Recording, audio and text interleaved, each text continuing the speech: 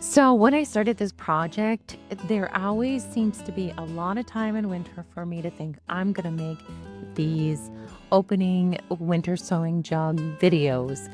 But the truth of the matter is, as spring becomes closer and closer, we're just dealing with so much stuff with seed starting. So I eventually had quite a few jugs. And maybe at some point I'll make a longer video, but there is my winter sewing jugs, and I labeled them very loosely, but with a proper garden marker. Then I'm going to open a few of them here that I had. Again, it's like I had a lot of success, but I opened a few of them and I was just in a hurry with the crazy spring weather to get them in the ground. But I was able to get some video here, and I'm going to share that with you. And it looks like the sunflowers really made it. And there was another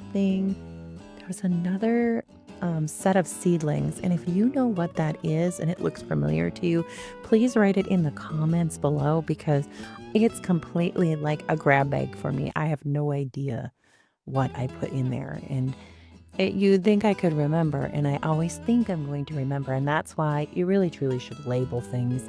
And I know better than that, but along with all the other things that I had going on this last year, it just got set aside. I got it done and I moved forward. And so I guess we'll see what happens when everything blooms. But it does make like spacing things and knowing what to do with things so much better when you know what they are.